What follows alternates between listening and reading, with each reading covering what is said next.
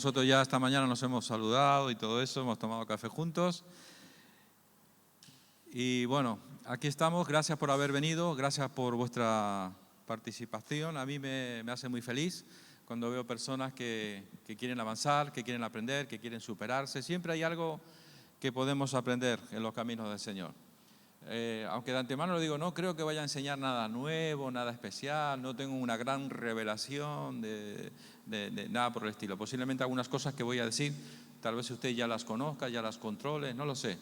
Pero bueno, vamos a intentar hacer algo, aprovechar este tiempo. Y yo quiero pedirle que usted se pueda mirar esta mañana como el cuerpo de Cristo, como el Señor nos ve, como cuerpo de Cristo, donde hay diferentes miembros. Tenemos que mirarnos como cuerpo, y en el cuerpo hay muchos miembros, ¿vale? Y todos son importantes, todos son necesarios. No imprescindibles, pero sí que somos todos necesarios. Bien, como ha dicho el pastor en su introducción, y como usted ya sabe el nombre de este taller que vamos a estar compartiendo, habla acerca un poquito de lo que nosotros hemos definido como resolución de conflictos, ¿vale? Y esto es algo que curiosamente, y yo cuando digo estas cosas quiero que usted me entienda, no quiero que usted diga, qué hombre de Dios, ni muchísimo menos. Yo soy la última escoria que pueda haber por ahí. No soy nadie, de verdad, pero por la gracia del Señor he podido servir al Señor muchos años, y una de las aparte de ser pastor, yo siempre he tenido me ha traído mucho, o el Señor me ha abierto camino para servir al cuerpo de Cristo en general. Entonces me ha tocado viajar mucho, visitar muchas iglesias, tratar con liderazgos, con pastores, en fin. Y yo, una cosa que le quiero decir es que, curiosamente, este tema de la resolución de conflictos se nos enseña mucho de teología, se nos enseña a orar, se nos enseña a alabar, se nos enseñan muchas cosas. Pero cuando hablamos del momento de lo que son las relaciones interpersonales, resulta que no se trata mucho. Y a veces nosotros sabemos que el Señor quiere que nos amemos, el Señor quiere que nos llevemos bien, que estemos en paz, que nos perdonemos y todo esto, y conocemos alguna información que nos da la Biblia, pero en un sentido práctico, a veces no sabemos los mecanismos que están a nuestra disposición para que nosotros podamos saber cómo resolver esos conflictos que a veces se generan dentro de lo que es la vida o la obra del Señor, ¿vale? Así que bueno, como dijo el pastor, lo vamos a dividir en 3 partes. Vamos a pedir, como siempre, que el Señor nos tenga misericordia de nosotros, nos ayude a administrar bien el tiempo. Tengo muchísimo material, yo espero y confío en el Señor que usted va a tener su disposición de recibir aquello que, no obstante, también lo vamos a grabar en algún momento dado. Esto yo creo que el Señor lo permitirá, que lo tengamos disponible como una herramienta, como un recurso, tal vez, para que quizás, además de los apuntes que usted pueda tener, usted pueda dar un repaso, ¿vale? Ok. Y vamos a ir despacito, vamos a intentar hacer un análisis de lo que es eclesiología, de lo que es la obra del Señor en general. Hace poco citábamos este pasaje, Mateo 9:37, que nos dice: entonces dijo a sus discípulos, a la verdad la mies es mucha, mas los obreros son pocos. Pero fijaros el dilema que se presenta aquí. Por una parte nos dice que la mies es mucha, o sea, hay mucho pueblo para ganar para el Señor. Y al Señor lo que le preocupa es que los obreros son pocos. Fijaros qué primera paradoja que se presenta. Los obreros, para hacer el trabajo del Señor, son pocos. Y yo entiendo que si usted esta mañana está en este lugar, como el pastor lo ha dicho, es porque usted es parte del trabajo, del servicio, como obrero de este lugar para servir al Señor. O sea que, de alguna forma, usted es parte del equipo pastoral, del equipo de trabajo de la iglesia. Eso es algo muy bonito, es un privilegio, es una honra. No hay mayor honra que poder ser un siervo de Dios. No hay mayor honra, estoy convencido. No vale más un médico o un ingeniero, no. Creo que lo más grandioso que puede haber es poder ser un siervo del Señor. Es algo fantástico y no tendría el tiempo para explicarlo, pero siéntase afortunado esta mañana estar en este lugar. Bien, entonces dijimos, los obreros son pocos, pero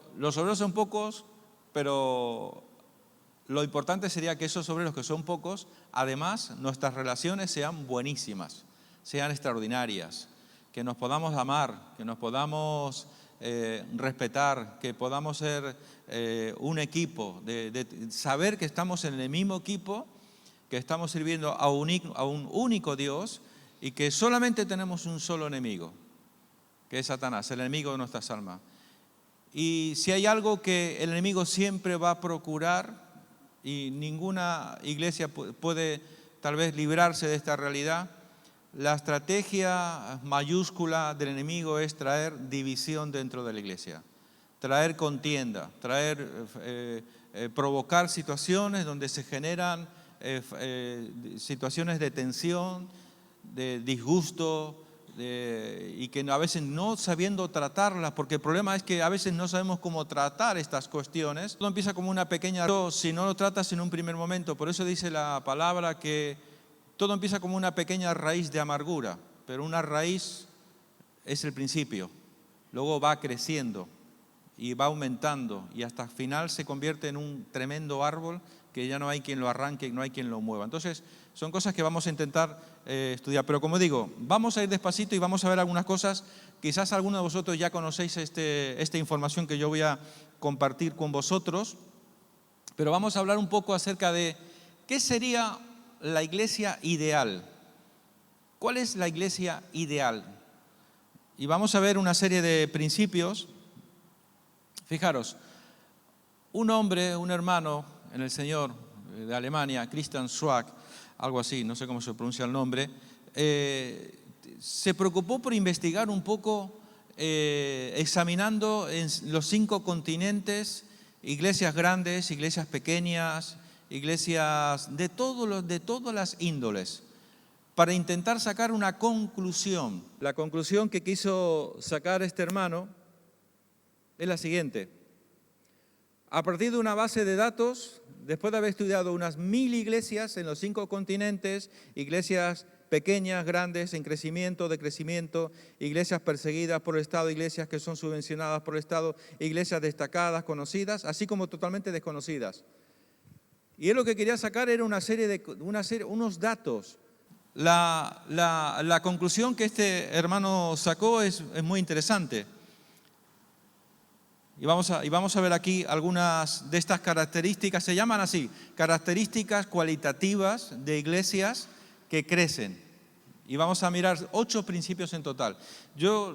Esto es un curso que duraría semanas, días, pero bueno, yo solamente le voy a dar unas pinceladas, algunas, ¿vale? Y nosotros vamos a aterrizar o vamos a intentar estudiar una de ellas que yo creo que en este momento va de acuerdo a en este momento lo que estamos compartiendo, ¿vale? Entonces, este hermano, después de hacer este estudio de 1000 iglesias, los 5 continentes, grandes, pequeñas, que crecen, que decrecen, iglesias que son subvencionadas por el Estado, otras que son perseguidas, él sacó 8 conclusiones. Y vamos a mirar rápidamente estos 8 principios. La primera característica de una iglesia cualitativa, de una iglesia que está en crecimiento, habla acerca de lo que se llama liderazgo capacitador.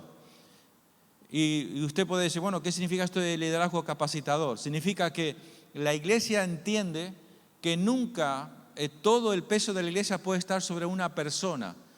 Y esto es una realidad que lamentablemente yo he descubierto que muchas veces algunas iglesias, todo el peso y toda la responsabilidad recae sobre el pastor.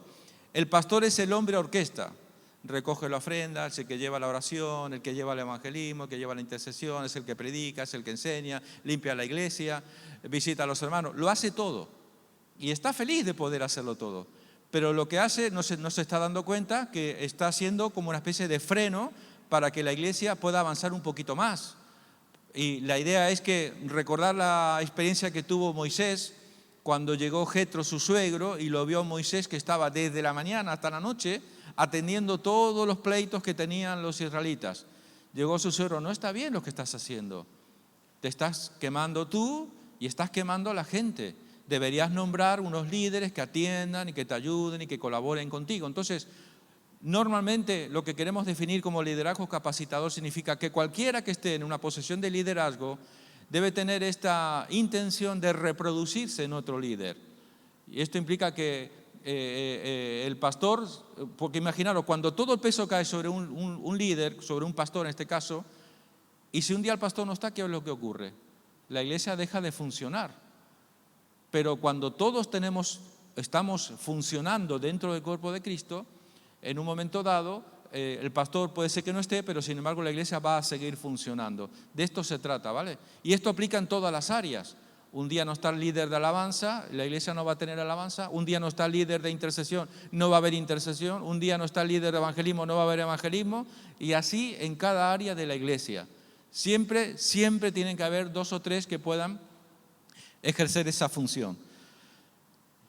Otro aspecto muy importante, y esto es algo que me tienta de soltarme aquí, pero ministerios según dones. Este es otro de los fallos o las virtudes, podemos decir también, que este hermano, después de este estudio de investigación, después de muchísimos años, él llega a la conclusión y dice: la característica de una iglesia que crece es cuando los hermanos dentro de una iglesia, en una congregación, están funcionando en el don que Dios les ha dado.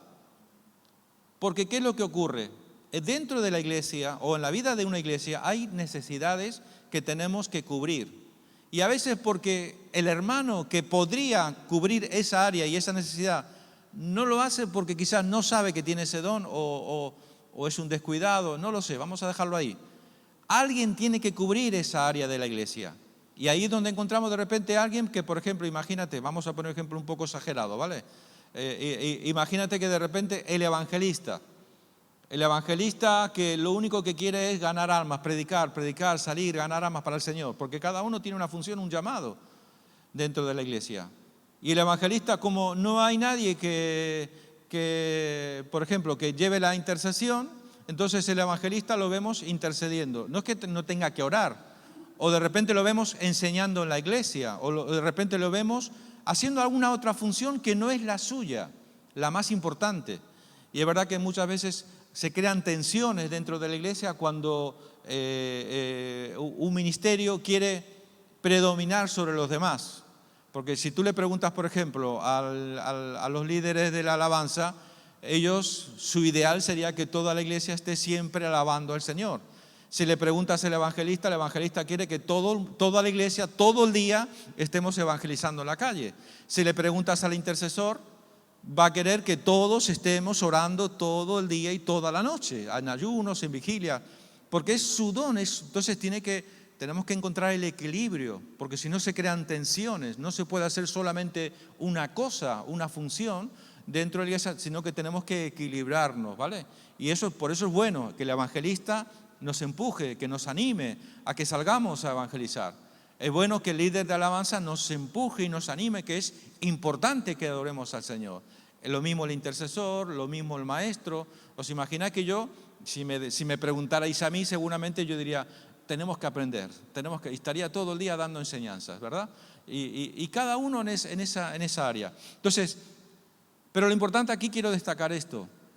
Es súper importante o tremendamente importante que cada uno dentro de lo que es formar el cuerpo de Cristo, que cada uno descubra su don y que funcione en ese don. Y luego vamos a poner un dibujo donde usted va a poder entender, si es que no lo ha visto, tal vez esa imagen que voy a poner en un momento. Entonces, la clave de una iglesia que va a crecer es ministerios que funcionan de acuerdo a su don. No están haciendo otra cosa porque no hay nadie que lo haga. Número 3, otra característica cualitativa de una iglesia que está en crecimiento, que está avanzando, que cada día avanza más, es una espiritualidad ferviente. Esto significa que cualquiera que entra a una de nuestras reuniones dice: aquí hay fuego de Dios, aquí hay presencia de Dios, aquí se siente la presencia de Dios. Y esto no significa precisamente gritar ni hacer todo un show, un espectáculo. No, es algo que simplemente cada uno debe vivir su espiritualidad de una forma fervorosa, porque yo creo que es lo correcto. No me quiero detener mucho aquí porque sé que lo estamos haciendo. Como iglesia creo que somos una iglesia con una espiritualidad muy ferviente, gloria a Dios. Número 4, estructuras funcionales. Esta es otra característica muy importante. Aquí lo que podríamos decir es que la iglesia a veces repite sistemas y patrones que son heredados de no sabemos desde cuándo, donde se dice los miércoles tenemos que hacer oración, los viernes tenemos que hacer vigilia, los sábados tenemos que salir a evangelizar, los domingos el culto. Y tenemos unas estructuras, esas son las estructuras, son las formas en las que funciona la iglesia, pero que se hacen porque siempre se han hecho. Y habla de estructuras funcionales, significa que tiene que hacer, la iglesia tiene que funcionar, tiene que desarrollar una estructura donde se da cuenta en qué cosas está funcionando y en qué cosas no está funcionando. Porque a veces, y yo siempre digo que no hay nada mejor, a veces hablamos con el pastor, no hay nada mejor que hacer aquello que funciona. Porque a veces queremos como funcionar en una determinada evento o actividad y a veces sencillamente son infructíferos, no funcionan. Entonces, yo creo que como cuerpo de Dios que somos vivos, que estamos vivos, ¿vale? Debemos de descubrir cuáles son aquellas cosas que nos vienen mejor a nosotros. Quizás esto que nosotros estamos intentando hacer y no funciona, quizás a otra iglesia en otro lugar le funciona. Gloria a Dios. Pero nosotros tenemos que funcionar con aquellas cosas que son funcionales, que dan fruto, que traen resultado, donde la iglesia es bendecida, ¿vale? Yo creo que gracias a Dios tenemos un pastor muy atento en este sentido y lo está desarrollando. Culto inspirador, otra forma también, donde dijimos que lo estamos desarrollando como iglesia. Células integrales. Son las células, creo que estamos en las casas vida, como bien sabéis todos, que están funcionando, hasta donde yo sé que están funcionando estupendamente bien. Significa que aparte de las iglesias, aparte de las reuniones que tenemos como iglesia, fuera de la iglesia hay un espacio donde podemos tener más cercanía, más intimidad, una cercanía, donde somos muy cercano, donde podemos saber lo que le pasa al hermano, lo que le pasa a mi hermano en Cristo, cuáles son sus necesidades y podemos tener una cercanía mejor, mucho más amplia. Número 7, evangelismo según necesidades. Esto es otra cosa muy importante.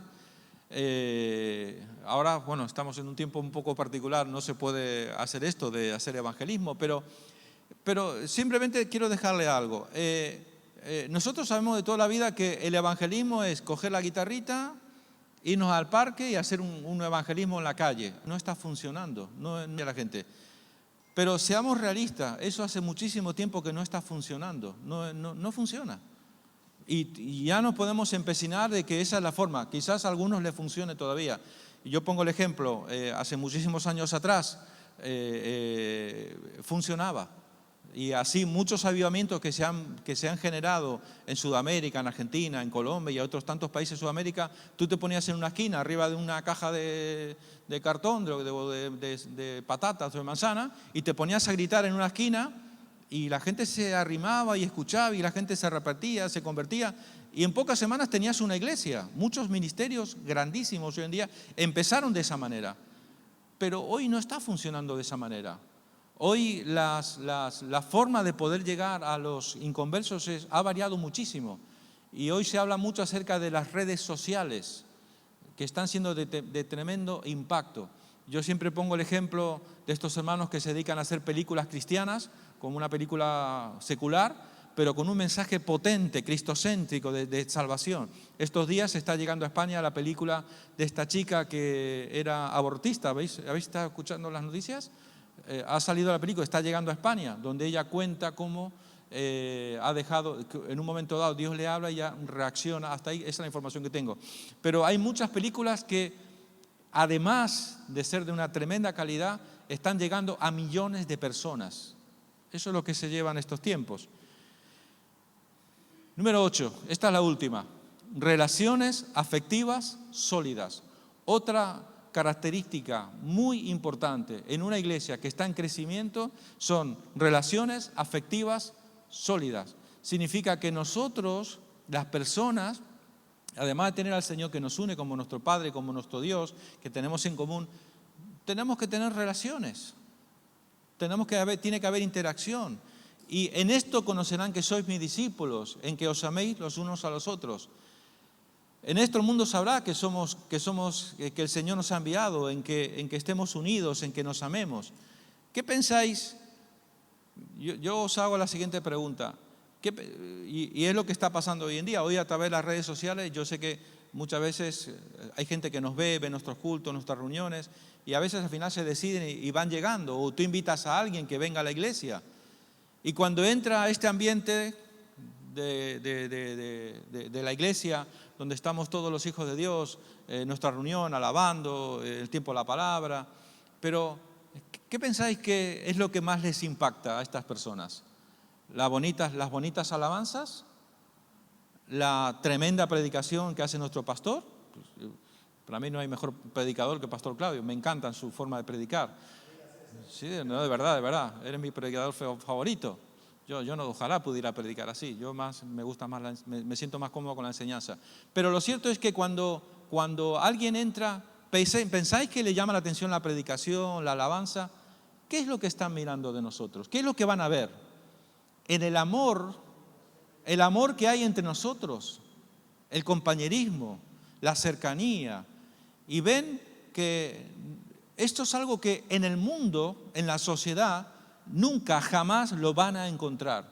Ese espíritu de hermandad, de compañerismo, de fraternal que hay entre nosotros, eso es lo que les va a impactar. Claro, eso no se puede producir por nosotros mismos, eso es consecuencia del amor de Dios entre nosotros, porque Él nos ha amado a nosotros primero, entonces podemos amarnos los unos a los otros.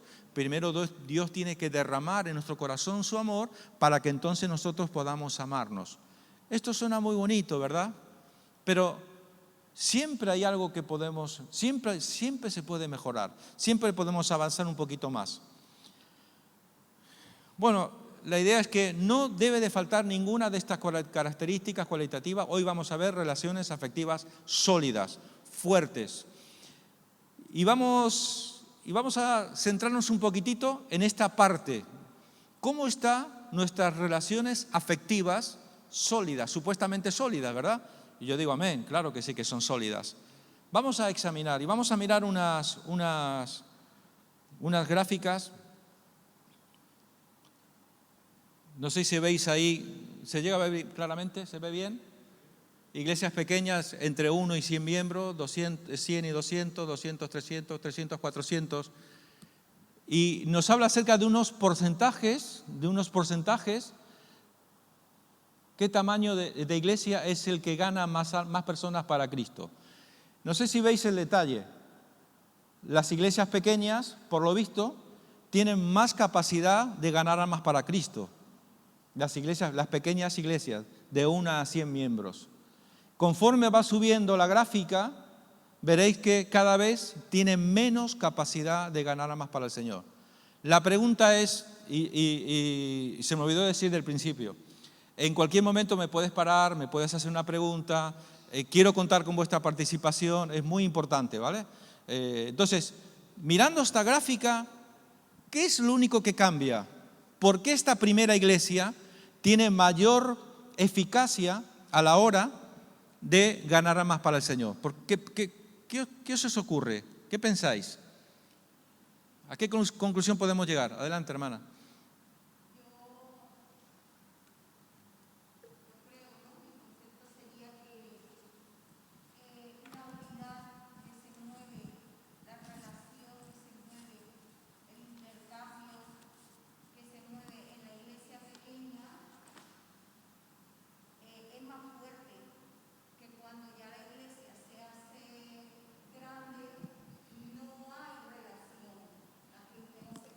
No es que no haya, es más difícil. Muy bien. Me parece, lo ha dado a la primera. Esa es la clave. Fijaros, la iglesia pequeña, ¿vale? No es que nos tenemos que quedar pequeños, no vamos a hacer más de 100, no. Tiene una característica cualitativa que al ser menos es más fácil la relación interpersonal, de conocerse. Conforme la iglesia va aumentando de tamaño, cada vez estamos más distantes. Habrá gente que la saludaremos algunas veces y otras no. Se nos hace más difícil la cercanía a los hermanos. Y no implica que si crecemos. La cuestión está en que, vamos a ver otra estadística. Vamos a ver cómo podemos resolver que aunque seamos una iglesia grande, y yo no creo, estoy convencido que todos queremos crecer, ¿verdad? No cabe ninguna duda. La siguiente pregunta nos dice, ¿cuántas veces en los últimos 2 meses ha invitado usted a su casa a otros miembros de su iglesia para comer, para cenar, para merendar, para tomar un almuerzo? ¿Cuántas veces lo está haciendo usted? Y aquí nos da una estadística, fijaros, que es una media aproximada en todo un año. Pero la pregunta es para nosotros, ¿cuántas veces en los últimos 2 meses usted ha invitado a alguien a su casa? Porque eso es una forma de forzarnos a tener comunión, a tener interacción. Porque os dais cuenta, ¿verdad?, que muchas veces el saludo, ahora con esto del COVID ya no te digo nada, pero ya de por sí antes, el saludo en la puerta y estoy saludando a uno y ya llega el otro que también me quiere saludar y ya el otro, y al final nuestros encuentros son muy circunstanciales, muy efímeros. No se puede fortalecer la relación, la unidad de una iglesia con unos saludos de apenas unos pocos segundos. Entonces, la única manera en poder resolver este problema es que debemos de dar este paso de por lo menos, fijaros lo que nos dice, calidad alta en la parte de atrás. Es una iglesia donde los miembros entre 16 y 17 veces a lo largo de un año invitan a su casa a alguien a tomar un café, a tomar un almuerzo o lo que sea, a tener relación, coinonía, amistad, compañerismo. Entonces, no quiero que me respondas, pero solamente quiero que te quedes con esa reflexión. Si nosotros queremos ser una iglesia donde estamos desarrollando esta característica cualitativa de relaciones sólidas, afectivas, tenemos que ir en esta dirección. Y yo te dejo esa pregunta, quiero dejarte esta pregunta. ¿Cuántas veces en los últimos 2 meses has invitado a alguien a tomar un café? Aquí nos dice que para ser dentro de lo que se llama calidad alta, tiene que ser entre 16 y 17. Implica que más de una vez al mes, porque la calidad baja, como veis, entre 11 y 13 está bien, pero es una calidad baja.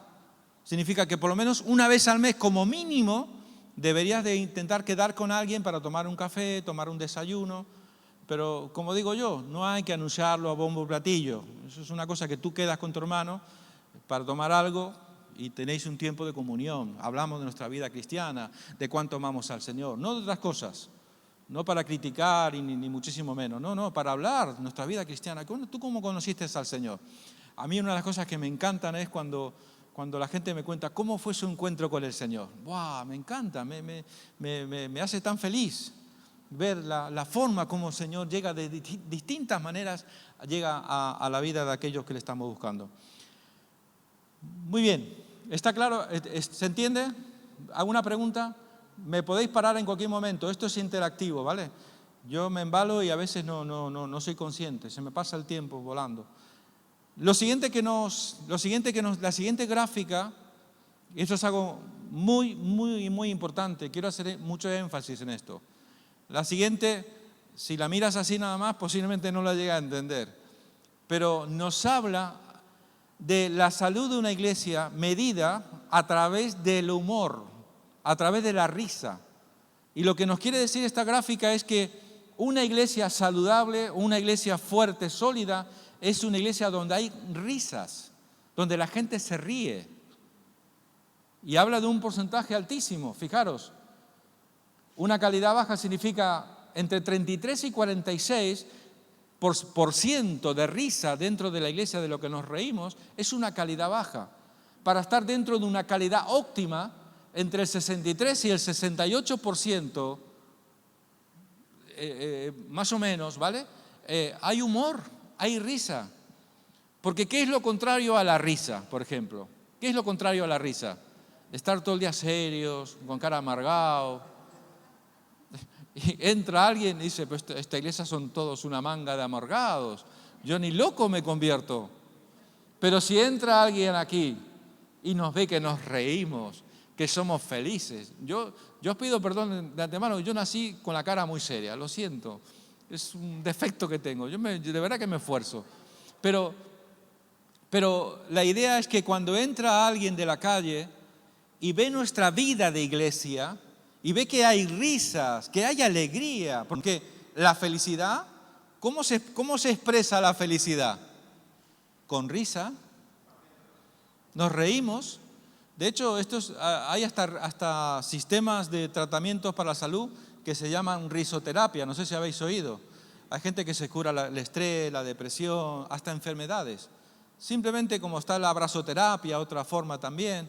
Pero la risa es saludable, es lo más saludable que puede haber en la vida de un ser humano, porque es la confirmación de que tu interior está feliz. Y si tú estás feliz, estás alegre, estás contento, estás bendecido, qué menos que reírte. Y yo creo que vamos por buen camino, pero no olvidemos nunca que los que van a entrar a nuestra iglesia alguna vez, si es que cuando va llegando la gente, lo primero que van a ver, cuánto de felices somos nosotros. No estoy diciendo que tenemos que ser hipócritas, yo hablo de que tenemos que ser conscientes de la importancia de expresar aquello que el Señor ha hecho en nuestras vidas, y por ende eso va a traer como consecuencia una calidad de risa por encima del 60%, ¿vale? Bueno,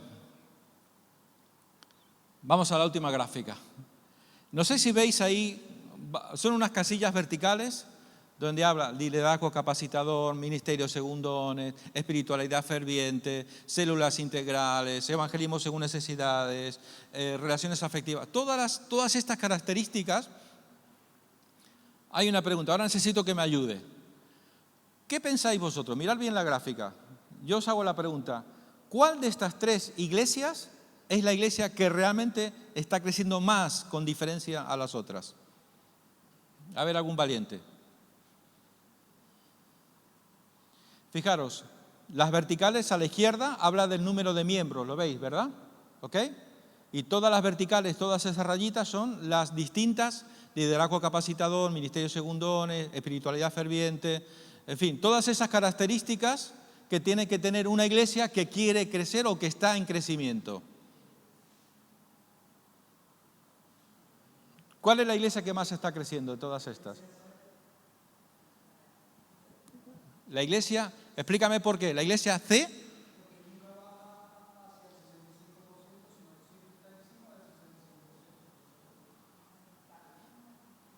es la iglesia más estable, aunque aparentemente no ha crecido en cantidad, porque no ha crecido mucho en cantidad, pero ¿en qué ha crecido? En calidad, en calidad. Esto me dice que es más importante la calidad que la cantidad. Y a eso tenemos que apuntar. Calidad más importante que cantidad. Y es muy sabido, iglesias que son muy grandes, muy grandes, muy grandes, y la iglesia es analfabeta espiritualmente, le da lo mismo ir a una iglesia que ir a un curandero, a un hechicero, a un no sé qué. Simplemente es algo, probablemente ni siquiera está convertido de verdad, gran parte de la membresía de esa iglesia. Si una iglesia está apuntando a calidad, que de eso se trata, y yo creo que usted está entendiendo que si usted está en este curso es porque usted está entendiendo que la iglesia que nuestro pastor está llevando adelante, está apuntando a calidad. Y ese es nuestro llamado, nuestro cometido. ¿Amén? ¿Alguna pregunta, alguna duda? ¿Algo que no he dicho bien, tal vez? ¿No está de acuerdo en algún punto que he comentado? Con toda la libertad del mundo, ¿vale? Bueno, ¿os acordáis que decía hace un momento una gráfica donde puede explicar más o menos cuando la iglesia no está funcionando de una forma correcta? Fijaros, esta imagen me dice que lamentablemente siempre son los mismos los que están tirando de la iglesia. Siempre hay alguien que tiene todo el peso y toda la responsabilidad tirando de una iglesia. Fijaros, y no es que la carreta no va a funcionar, está funcionando, pero ¿os imagináis una rueda cuadrada, el esfuerzo que tienes que sería una y otra. Y sin embargo, y esas ruedas cuadradas significan personas que están ejerciendo una función dentro de la iglesia, pero no en su don. Porque dentro del carro hay un montón de ruedas perfectamente redondas que podían funcionar como las ruedas de ese carro. Pero están allá arriba, no lo saben, están en sus historias, en sus cosas, y como no hay nadie que lo haga, entonces pues ponemos ahí a alguien que supla esa necesidad que tiene nuestra iglesia. Y ahí tenemos un problema. El problema es que estamos frenando la obra de Dios. Por eso es súper importante que cada uno funcione. Bueno, en primer lugar, que cada uno pueda descubrir cuál es el área ministerial donde yo estoy más cómodo. Yo le podía hablar de mi propia vida, de distintas etapas que me tocó vivir. Yo empecé al principio recién convertido como evangelista. Estaba loco que quería sacar toda la iglesia a evangelizar y mi pastor me odiaba porque, pues yo decía, venga, cojamos la guitarra, vámonos al parque a evangelizar. Y algunas veces a regañadientes nos íbamos al parque a evangelizar. Y yo como loco ahí evangelizando. Después hubo otra etapa en mi vida donde después de 5 años están convertidos y ya estando estudiando en el seminario, me envían para pastorear una primera obra que se había, la primera, casi de las primeras iglesias que abríamos. Y me tocó funcionar como pastor. Y la verdad que lo hice con todo mi corazón y con toda mi ilusión. Pero yo me daba cuenta, al cabo de muchísimos años, me fui dando cuenta que no era realmente, que era infructífero, que no estaba funcionando, que la gente no estaba recibiendo, ¿cómo sería la palabra? En fin, que no era fructífero, que no estaba funcionando como pastor. Y donde yo siempre veía que a mí me tiraba era la enseñanza. Enseñar era una pasión por encima de cualquier cosa. Bueno, tuve que pasar todo un proceso. Y lo que quiero decirte es que ojalá que te ahorres todo ese viaje en vano y que cuanto antes podamos descubrir cada uno cuál es nuestro don, nuestro ministerio, nuestro llamado, en qué podemos, porque sabéis, cuando tú haces lo que te gusta, tú eres una persona feliz. Yo no sé si puedo decir fructífera, porque al final Dios es el que da el crecimiento, pero cuando alguien funciona en el don que Dios le ha dado, es una persona feliz. Yo podía estar horas enseñando, me encanta, no sabéis qué feliz que soy cuando estoy enseñando la palabra. Quizás a otro yo ahora mismo le digo, ¿puede usted venir aquí a enseñar? Y no, es que ya no. Bueno, ojalá que podamos entender esto. Lo ideal, que cuando cada uno ocupa su lugar en la iglesia, en la obra de Dios, las cosas funcionan mucho mejor y sencillamente nos podemos dejar llevar por el viento del Espíritu de Dios. Y ese es el Espíritu de Dios. La carne para nada aprovecha, mas el Espíritu es el que da vida, el que vivifica. Cuando las cosas se hacen por el Espíritu de Dios, son más fáciles. Ligera mi carga, ligero mi yugo, dijo el Señor, ¿verdad? Tomar mi yugo sobre vosotros, que es ligera mi carga y mi yugo ligero. Bien, y ahora sí entonces vamos a entrar en materia, ¿vale? Después de hablar de todas estas cuestiones, nosotros dijimos, a la verdad la mies es mucha, más los obreros son pocos. Vamos a ser poquitos, normalmente los obreros son pocos en las iglesias, gente comprometida, gente que está dispuesta a entregar su vida al ministerio. Vamos, hermano, la verdad que es una realidad. Pero bueno, vamos a ser pocos seguramente, pero por lo menos vamos a llevarnos bien. Vamos a entender ese sentido de cuerpo, ese sentido de compañerismo, de confraternidad, que toda iglesia que quiere crecer debe tener esas relaciones afectivas sólidas. Y Jesús dijo estas palabras: un mandamiento nuevo os doy, que os améis los unos a los otros, como yo os he amado, que también os améis unos a otros. En esto conocerán que sois mis discípulos, si tuvierais amor los unos con los otros. En el amor con que nos amamos, nosotros podemos evangelizar de una forma poderosa a aquellos que nos ven a nosotros como iglesia. Recordar, cuando la gente entra por esa puerta, lo que va a ver es el amor con el que nos amamos y va a ver la felicidad que hay en nosotros. Eso va a ser algo tan tremendo que cualquiera de esas personas va a decir, yo quiero eso mismo. Yo quiero eso mismo. Yo le conté tantas veces, creo que conté ya mi testimonio, cuando yo entregué mi vida al Señor, la persona que me evangelizó era una persona que tenía una sonrisa que era sobrenatural, una sonrisa impresionante. Y fue justamente el día más triste de mi vida, donde yo estaba a punto de suicidarme. Y yo estaba tan triste, tan depresivo, estaba con tanta decisión por acabar con mi vida, que cuando yo conocí a este hombre y vi esa paz, esa felicidad, yo para mí que le brillaba la cara, sinceramente, que en 2 minutos me estaba evangelizando, me estaba hablando del amor de Dios. Y yo dije, esto es lo que yo necesito. Y a los próximos minutos yo estaba entregando mi vida al Señor Jesucristo. ¿Qué me impactó? Me impactó la alegría, la felicidad, la paz de esta persona. Eso me impactó más que después, cuando él me compartió la palabra, realmente fue cuando yo ya entendí, pero lo que me predispuso de alguna forma era lo que yo veía en esta persona.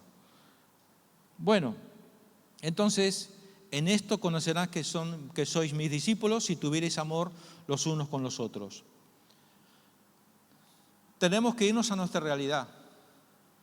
¿Cómo podemos hacer un grupo cristiano donde somos de distintos países, distintas culturas, distintos pensamientos, distintas formas de entender la vida, unos con mayor formación académica, otros con menos formación académica, estatus social, no lo sé, distintas personas, distintos países, distintas culturas, distintas razas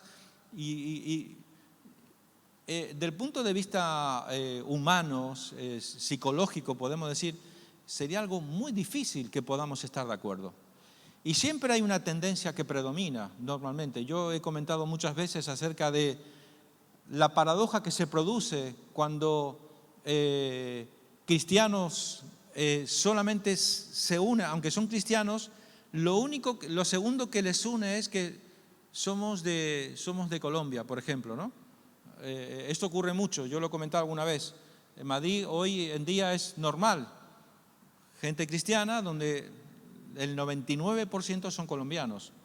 Luego vas a otra iglesia cristiana donde el 99% son bolivianos. Esto existe, yo conozco una iglesia de este tipo. Otra iglesia donde solamente son africanos, otra iglesia que son rumanos. Y así podía hablarte de cantidad otros son argentinos o lo que sea. ¿Por qué? Porque nos es más fácil estar con aquellos que son más o menos cercanos a nosotros. Y esto es algo que en la iglesia nosotros tenemos que luchar con todas nuestras fuerzas. Esto no puede en una iglesia donde tenemos en común lo más importante, lo más sagrado es tener al Señor. A partir de ahí el Señor derriba los muros, derriba las barreras, derriba las culturas, derriba las tradiciones. Es más, una de las cosas que muchas veces los pastores sufren en España con el tema todo este tema de tanta gente que hemos venido de fuera, es la famosa frasecita, es que en mi país, es que en mi iglesia, o sea, gente que ha venido de otro país, llegan a España y quieren que la iglesia siga siendo como allí, como en su país, como en su iglesia, como en su país. Y eso se tiene que quedar allí. Y nosotros tenemos que aterrizar en España, porque España es un país completamente distinto y tenemos que adaptarnos a la cultura en la que estamos. Estamos en España, tenemos que vivir como españoles y tener una cultura muy similar a la españoles. ¿Sí o no? ¿Estás de acuerdo conmigo? ¿Sabéis dónde podemos entender esto? Porque alguien que venga de fuera, ¿qué es lo primero que va a buscar? ¿Dónde están los españoles? ¿Dónde están los españoles? Van a buscar los españoles. Y si no hay españoles, o hay muy poquitos, dicen, no, aquí son todos de fuera. Ellos no nos ven, ellos no saben diferenciar normalmente si somos colombianos, argentinos, ecuatorianos, no saben diferenciar. Ellos dicen son latinos. Entonces es una iglesia para latinoamericanos. Entonces yo me iré a buscar otro lugar donde haya españoles. Ahora, nosotros podemos ser latinos, no hay ningún problema, en un sentido de haber venido de Latinoamérica. Pero si nosotros somos capaces de integrarnos dentro de lo que es entendible y aceptable de la cultura española y vivir como españoles y pensar como españoles, porque te digo una cosa, difícilmente vamos a ganar españoles para Cristo, gente de la tierra, si nosotros todavía tenemos nuestro corazón, nuestra mente, y estamos arrastrando nuestra cultura. Va a ser muy difícil. Por eso tenemos que acabar de aterrizar y amar a España y amar a los españoles, darle gracias a Dios que Dios nos ha traído a esta tierra, amar esta tierra, bendecir a los españoles y tener hambre de ganar esta gente para el Señor. Amén. Yo no tengo ninguna duda que si el Señor nos ha traído de tan lejos, no es para que vivamos mejor. No. Nos ha traído porque el Señor ama a España y quiere ganar a los españoles para Cristo. Amén. Bueno, distintas razas, distintas culturas, distintos pensamientos. Solamente el Señor es el único que puede hacer ese milagro de que podamos ser uno en Cristo. A veces tenemos ideas equivocadas sobre la iglesia, sobre lo que es la iglesia. Y nosotros damos por sentado que en la iglesia nos tenemos que amar, que en la iglesia tenemos que estar bien todos unos con otros. Lo damos por hecho. Y ese es uno de los primeros errores que cometemos. Cuando damos por sentado, cuando damos por hecho que por estar en la iglesia, ya está. Nos tenemos que amar, nos tenemos que perdonar, nos tenemos que bendecir, tenemos que llevarnos todos bien. Es un gran error. Fíjese lo que pasaba, la carta que escribe, por ejemplo, cuando Pedro escribe este pasaje, exhortación de Pedro a vivir en santidad. Primera de Pedro 1, 15, 16. Sino como aquel que os llamó es santo, sed también vosotros santos en toda vuestra manera de vivir. Porque escrito está, sed santo porque yo soy santo. Yo podía tomar este texto y decir, nosotros, la iglesia del Señor, tenemos que ser santos porque así como el Señor es santo, nosotros tenemos que ser santos. Y yo puedo idealizar esto y decir, la iglesia del Señor tiene que estar todo el día orando, todo el tiempo ayunando, todo el tiempo buscando el rostro del Señor. Como diciendo que no puede haber ninguna imperfección, no puede haber ninguna diferencia entre los hermanos, no puede haber ningún pleito, ninguna contienda, ningún conflicto, ¿verdad? Y a veces idealizamos, pero eso es los de fuera. Porque fijaros que los de fuera cuando ven a la iglesia, ellos dicen, cuando alguien de nosotros se equivoca, comete un error, todos vamos al mismo saco. Es que los cristianos no somos perfectos. El único santo es el Señor. Nosotros estamos llenos de imperfecciones y el Señor tiene que seguir haciendo la obra en nuestras vidas. Entonces, ¿qué significa esto? Esa es nuestra meta. Sé santo porque yo soy santo. Y esa es nuestra meta. Y no vamos a dejar de buscar que ese sea nuestro objetivo. Pero esto implica que nosotros tenemos que trabajar esto para que esto sea una realidad. Apuntando en esa dirección tenemos que trabajar juntos. Características de una iglesia con crecimiento continuo. Vamos a ver aquí algunas ideas. Interdependencia en las relaciones. Significa que uno entiende, yo entiendo que necesito de ti y tú entiendes que también necesitas de mí, que nos necesitamos mutuamente. No podemos en ningún momento pensar que no necesitamos del hermano. Esa teoría de cada uno en su casa y Dios en la de todos, hay algunos cristianos que piensan de esta forma. Cada uno en su casa y Dios en la de todos. No. Tenemos la obligación, permítame la palabra, tenemos la responsabilidad de entender que nos necesitamos unos y otros. Y aquí otra parte muy importante, un ambiente seguro. Esto es lo que vamos a trabajar esta mañana, un ambiente seguro. Significa que es un ambiente de seguridad, un ambiente donde yo no tengo que tener temor de mostrarme como soy. Muchas veces hay iglesias que entran en una crisis de relaciones interpersonales, donde no está funcionando bien la unidad de la iglesia, es porque no hay un ambiente de seguridad, donde no tengo libertad para ser yo mismo, donde tengo que estar permanentemente con una imagen de un cristiano impoluto, de un cristiano santo, más santo que lo santo. O no sé si está bien dicha esa frase. donde si me muestro como soy, me van a criticar. Si me muestro como soy, me van a acusar, me van a marginar, me van a dejar de... En fin, me voy a buscar la ruina en un sentido.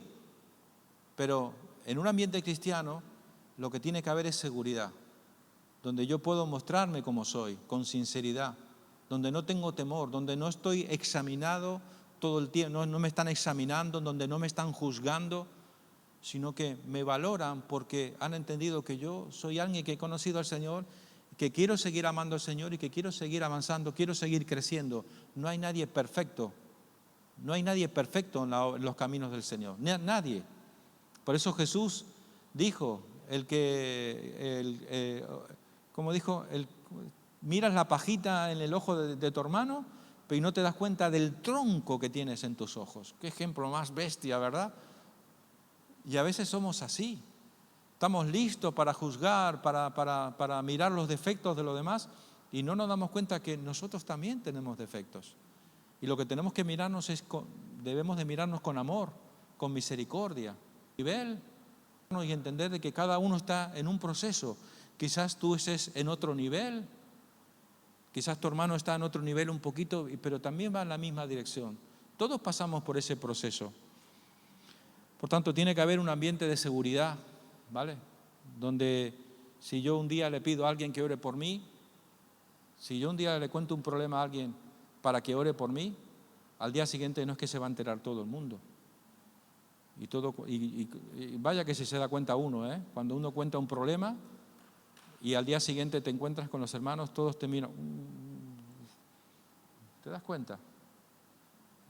Pero cuando tú sabes que puedes abrir tu corazón, puedes contar tus situaciones, tus dificultades, tus miedos, tus temores, tus inseguridades, puedes pedir oración a cualquier hermano y ese hermano te va a cuidar la espalda, ese hermano va a velar por ti.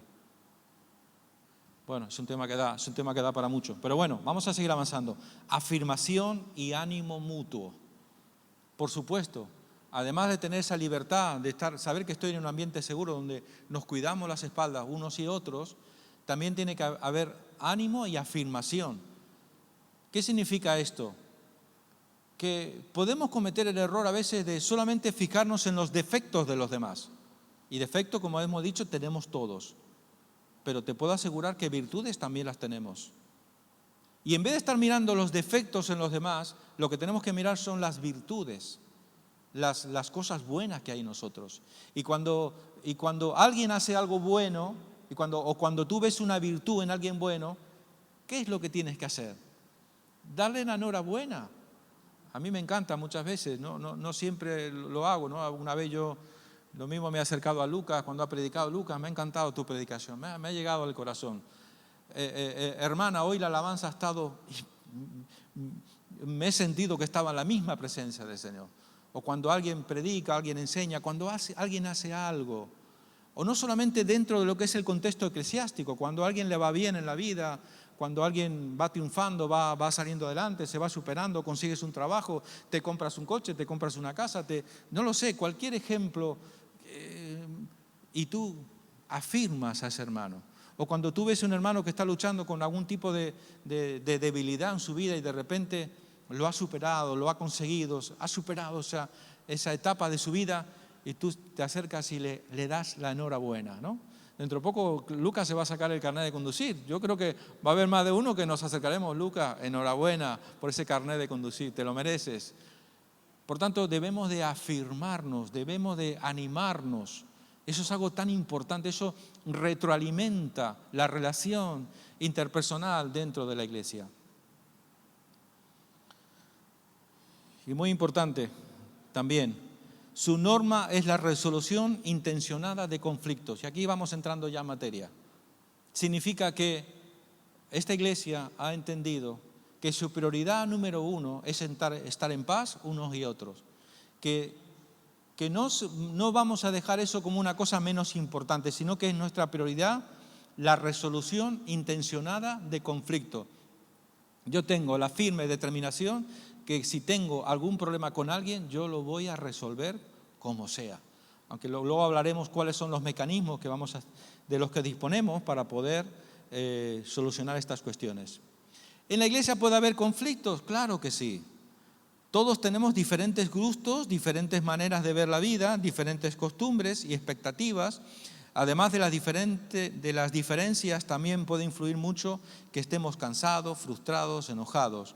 Con mucha facilidad, porque podemos ofender o ser ofendidos. Por eso Cristo nos ordena perdonarnos los unos a los otros.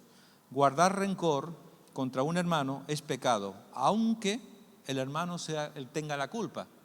¿Sabéis esto, verdad? Cuando hay un conflicto entre dos personas y eso provoca en ti un enfado, un disgusto, un enojo, una ira o lo que sea. Una frase que escuché estos días me gustó mucho, decía, el que te hace enfadar te controla. No sé si os suena coherente esto, ¿no? El que logra sacarte de los papeles, el que hace que tú pierdas los papeles, te está controlando.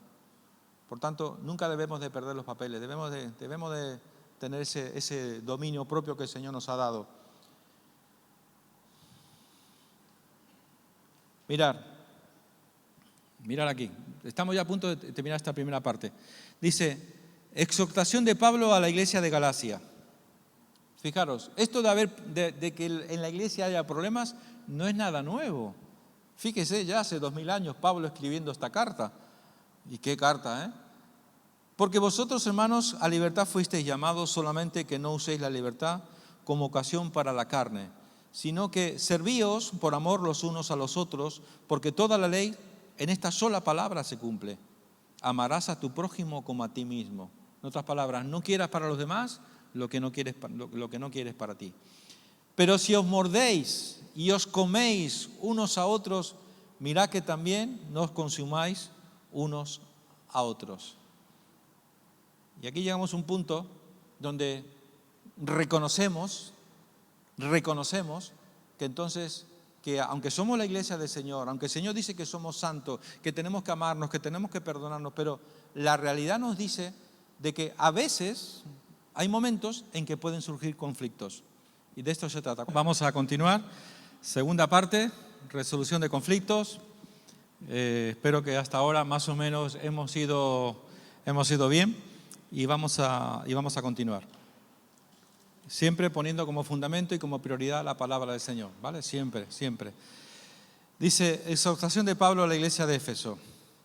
Dice, quítense de vosotros toda amargura, enojo, ira, antes sed benignos unos con otros, misericordiosos, perdonándoos unos a otros, como Dios también os perdonó a vosotros en Cristo.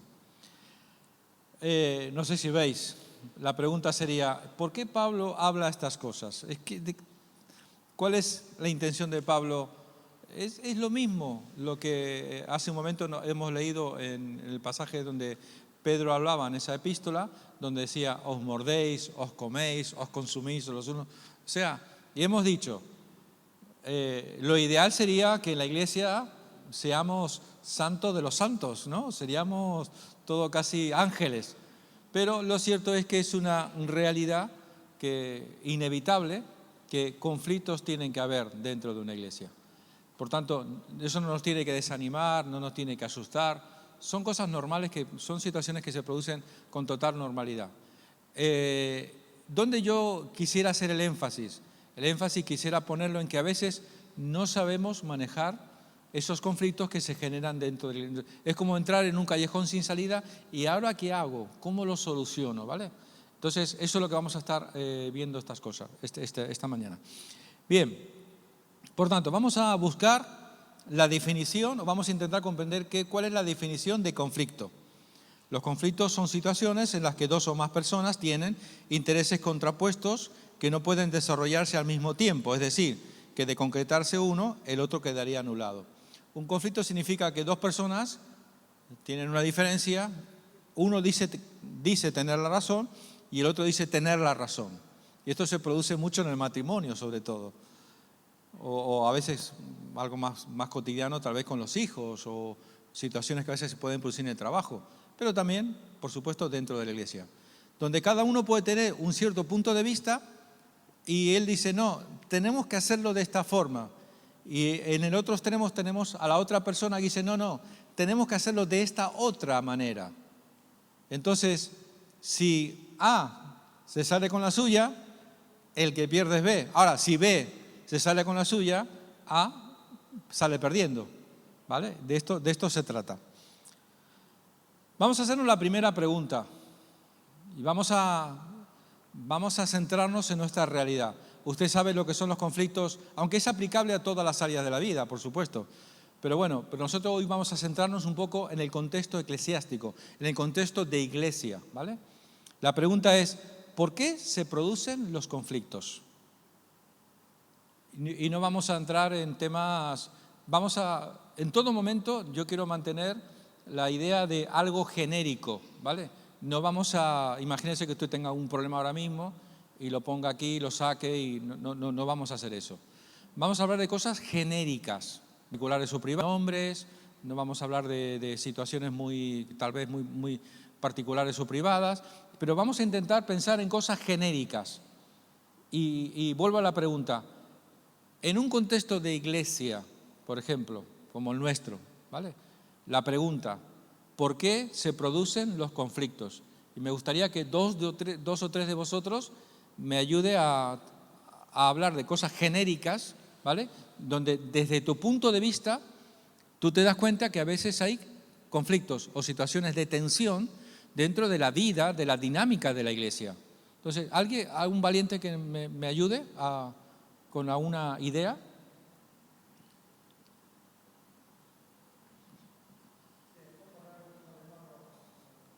Fuerte, fuerte, hermano Samuel.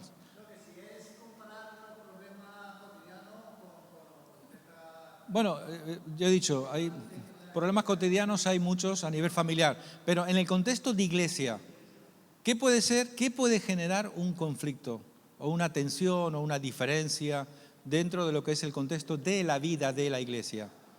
Por ejemplo, fuerte. Sí, pero vamos a darle la idea. De eso va justamente, malos entendidos. Pero ¿cuál puede ser el origen de un malentendido en el contexto de una iglesia? La falta de comunicación. Faltaría definirlo un poco más, pero bueno, podríamos hablar de comunicación. Comunicación implica dos personas que saben comunicarse de forma eficaz. Y quizá me da pie para hacer un inciso. Muchas veces, fijaros lo que voy a decir, y esto aplica para todas las áreas de la vida. Muchas veces las personas tenemos la tendencia a creer que el otro está dentro de mi mente. O sea, yo digo algo, así a medias, por encima, y como yo lo tengo tan claro, se lo digo al otro, a la otra persona, y yo creo que esa persona está dentro de mi mente, por lo tanto tiene que saberlo. ¿Cómo no lo va a saber? Pero tenemos que ser realistas. Eso es uno de los puntos que a veces genera conflicto, porque la otra persona no está dentro de mi mente. Él no sabe cómo estoy pensando, cómo estoy sintiendo. Más ideas. A ver, falta de comunicación. Muy bueno, Janina.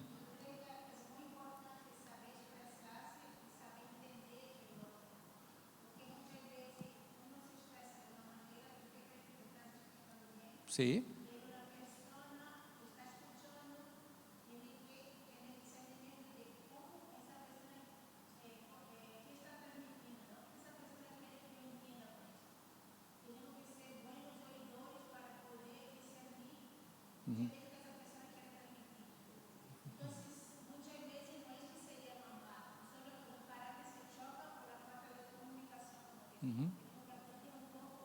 Sí.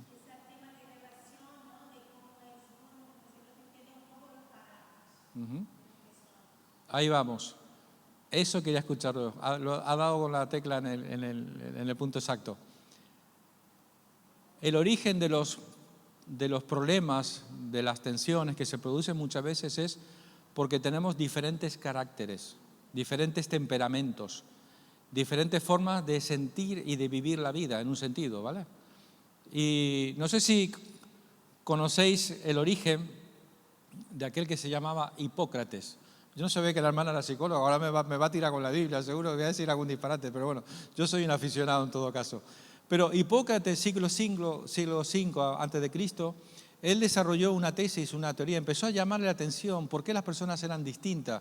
Y bueno, sería muy largo explicar acerca de la bilis, la sangre. Bueno, él, y después en el siglo II a.C. aparece otro que sobre lo que ya había dejado escrito Hipócrates, un tal Galeno, desarrollan lo que serían los 4 temperamentos, ¿vale? Que nosotros conocemos como sanguíneo, colérico, melancólico, flemático. Adelante, Claudio. No, perdón, que yo creo, ¿no? Por experiencia. Sí, sí. El gran problema muchas veces de los conflictos es que, añadiendo a lo que dijo Michel, muchas veces las personas tienen un prejuicio acerca de un asunto y se cierran a poder entender lo que realmente es. Correcto, correcto. Muy bien, pastor, muy acertado. Muchas gracias. Todo lo que, Claudio, con toda libertad, ¿eh? Sí, perfecto.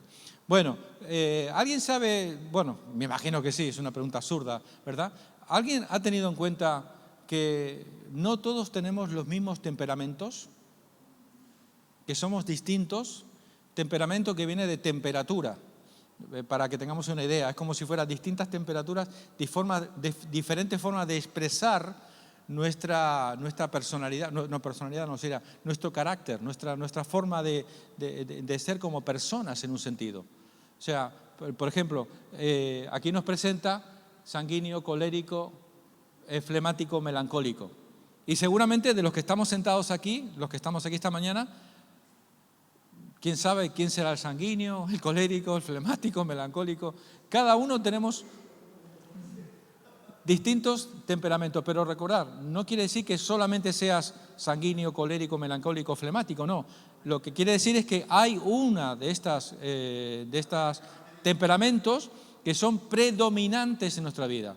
Todos tenemos un poquito de cada, ¿vale? Un poquito de cada. Pero hay uno que es superior a los demás y que hace que seamos como somos normalmente. Adelante, Claudio, ¿qué decía? Ah, bueno, ya hay uno que se ha quitado ya ha desnudado ya, ¿no? Bueno, y yo le voy a presentar, vamos a intentar mirar rápidamente cómo son estos diferentes tipos de temperamentos y después vamos a hacer un ejercicio. Usted me va a ayudar. Yo bueno, casi que le voy a entregar ya. Ayúdame, Roberto.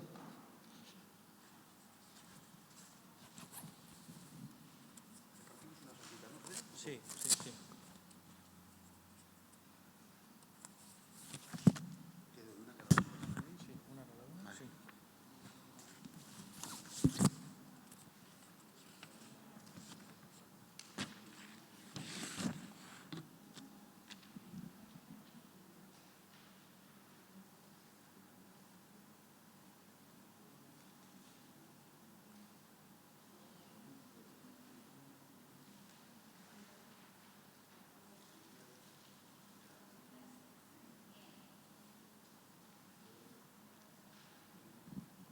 Ligia, con toda libertad, yo no sabía que era psicóloga. Si en algún momento quieres aportar algo que yo no sé explicar, tengas libertad, por favor, ¿vale?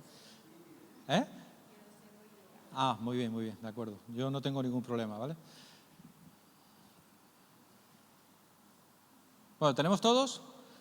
Bueno, vamos a ir mirando, eso es un pequeño resumen, ¿vale?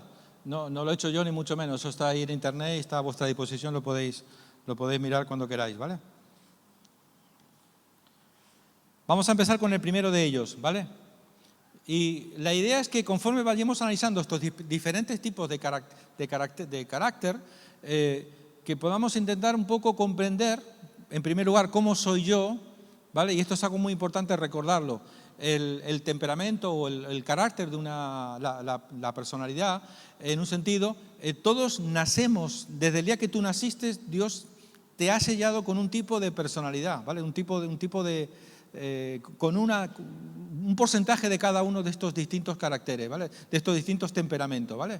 Como digo, y muy importante, me gustaría también recordar que no hay ninguno de estos temperamentos que sea superior al otro, ¿vale? Vamos a ver que unos tienen virtudes y también tienen algunas desventajas, ¿vale? Lo que tiene de bueno, pero también tiene algunas cosas que son un poco, digamos, en este caso negativas, ¿vale? Vamos a empezar con los sanguíneos, ¿vale? Y lo que nos dice en cuanto a fortalezas, este primer temperamento, son personas sanguíneas, quizás es el más expresivo de todos, probablemente. Es una persona que primero actúa y luego piensa. Son personas que se llaman normalmente impulsivas. La emoción, la pasión les puede. Como digo, primero actúan y luego, uy, ¿qué he hecho? Es el típico sanguíneo.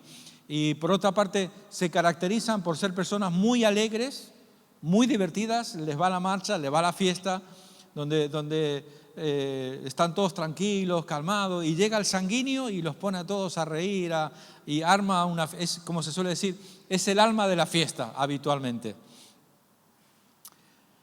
Pero al mismo tiempo también tiene unas desventajas. La persona sanguínea normalmente es una persona muy informal. Es una persona que le cuesta disciplinarse, ser ordenado. Es la persona que lucha muchísimo para cumplir los horarios. Habitualmente suele llegar tarde, cuando tiene compromiso suele llegar tarde. Este es el típico sanguíneo. Y muy importante también, no estoy diciendo que esto es una excusa para que sigamos siendo desordenados, informales, que lleguemos tarde, no. Esta es nuestra tendencia. Pero lo que se trata es que nosotros como cristianos, como hijos del Señor, de que lo que se trata es que tú puedes controlar el temperamento, tú puedes dominarlo, tú puedes sujetarlo. Por eso el Señor dice que no nos ha dado espíritu de cobardía, sino de poder, amor y dominio propio. Por tanto, el Señor nos da la capacidad de poder autocontrolarnos, gestionar nuestro carácter, nuestra personalidad. Pasamos al siguiente. Los coléricos. ¿Qué podemos encontrar en un colérico? Un colérico normalmente suele ser siempre aquella persona que donde hay varias personas, él siempre destaca por su don de liderazgo. Es una persona que con facilidad consigue que la gente le siga porque sabe dónde quiere ir, sabe cómo hacerlo, lo tiene muy claro. O sea, es una persona muy enérgica, muy trabajadora, es una persona con una visión. Él puede ver lo que nadie puede ver. Y bueno, con esta definición podríamos decir, bueno, así deberían ser todos los pastores, ¿no? Todos los pastores deberían ser, o todos los líderes cristianos deberían ser algo así como coléricos, ¿vale? Pero también tiene sus desventajas, por supuesto, como todo. ¿Cuáles serían las desventajas de una persona colérica? Por una parte hemos visto las virtudes, tiene una visión, es muy trabajadora, en fin, es un líder nato, la gente le sigue, todo perfecto, pero tiene su otra cara. Es una persona que normalmente suele tener un ego tan alto que necesita que cuando él haga algo bueno, tú se lo digas. Necesita que le alimente. Eso lo pone el que le diga, qué bien que lo ha hecho. Si no hubiera sido por ti, no hubiéramos podido. Eso lo pone muy alto al colérico. Pero al mismo tiempo también es una persona que, como a él lo que le importa son los resultados. Él no está pendiente de cómo tú te sientes, cuáles son tus sentimientos. Es una persona que lo que mira son los resultados. Hay que hacer y hay que hacer. Y aunque tenga que pisar a alguien, yo voy a llegar a mi objetivo. Voy a cumplir los objetivos de la visión que yo tengo. Entonces es una persona que se detiene poco a pensar en los sentimientos de los demás. Con lo cual lo que hace es que esta persona sea por naturaleza muy cruel muchas veces. No le importa si lo que te dice te hiere, sino que te lo dice y ya te buscas tú la vida como. Podemos decir, en norma general, yo me atrevería, y acaba de llegar otro español más, me va a pegar aquí, me van a pegar. Pero por definición diríamos de cómo es el español medio normalmente. El español medio son personas de carácter muy fuerte, en un sentido de que podríamos decir, qué crueles que son, ¿no? Porque te lo dicen y ya está, te caiga como te caiga. Y nosotros en Latinoamérica normalmente somos, para poder decir algo a alguien, le damos 20 vueltas, a ver que no se ofenda, que no se sienta mal. Somos muy sensibles emocionalmente, pero la cultura española, La verdadera cultura española normalmente tienen un carácter a veces fuerte, a veces un poco cruel, porque no están mirando los sentimientos. Te lo dicen y ya está, ¿vale? Muy bien. Entonces, fijaros, tener en cuenta todo esto porque después vamos a hacer un trabajo juntos, me vais a ayudar en un trabajo de investigación. El tercero, melancólico. El melancólico es precisamente todo lo contrario al sanguíneo, que primero hace y después piensa. El melancólico, por naturaleza, lo primero que hace es que piensa muy bien, analiza todos los puntos de vista, todos los pro, todos los contra, y cuando ya lo tiene más o menos claro, entonces es cuando se pone en marcha. Ese es el típico...